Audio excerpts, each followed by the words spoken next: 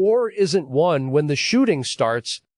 It's won when the enemy is already afraid of what's coming. Fear. That's the word people don't understand. They think war is about courage, about strength, about who has more men. It's not. It's about what happens before the first shot is fired. I saw it.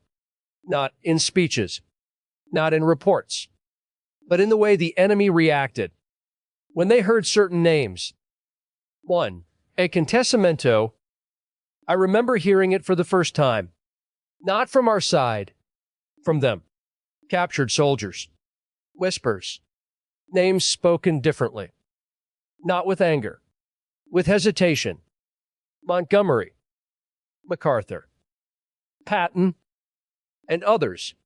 To us, they were just commanders, men giving orders somewhere far from the front. But to them, those names meant something else. It meant change. It meant their plans were already wrong. Before the battle even started, you don't understand war until you see how the enemy thinks. Because it's not about bullets. It's about decisions. And those decisions start breaking the moment fear enters the room.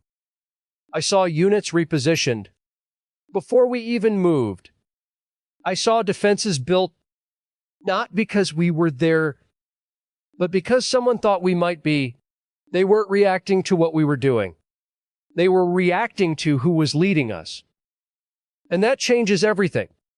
Because when a commander becomes predictable, you fight him. But when he becomes feared, you start doubting everything. That's when I started paying attention. Not to the battlefield, but to patterns. Montgomery. He didn't surprise you. He crushed you slowly. Methodical. Overwhelming. You didn't wonder if he would win. You wondered how long you had left before he did. MacArthur. He didn't fight where you expected.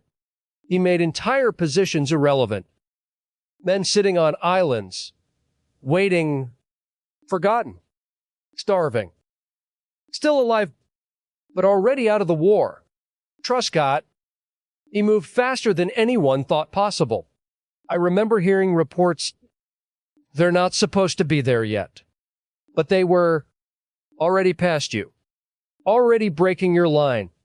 Rommel, he didn't follow rules. He showed up where he shouldn't exist. And by the time you understood what was happening, it was too late. And then there was Patton. You didn't prepare for Patton. You feared him because he didn't wait, didn't slow down, didn't care about what was supposed to happen.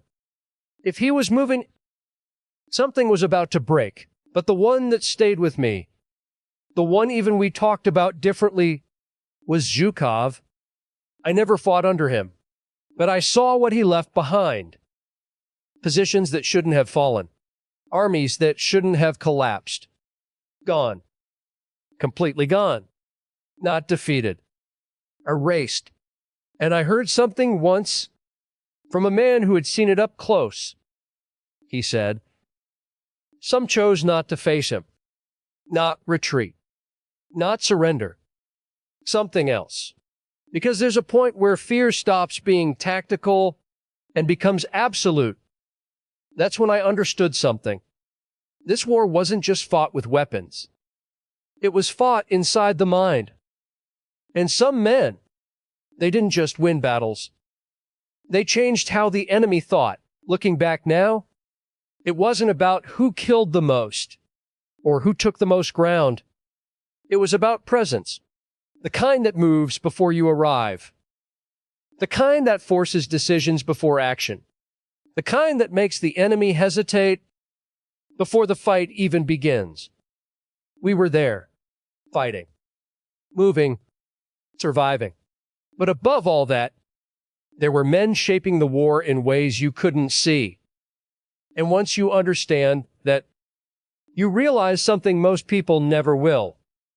War isn't won when the shooting starts. It's won when the enemy is already afraid of what's coming. If you were there, you wouldn't ask who was the best. You'd ask which name made the enemy stop before the battle even began.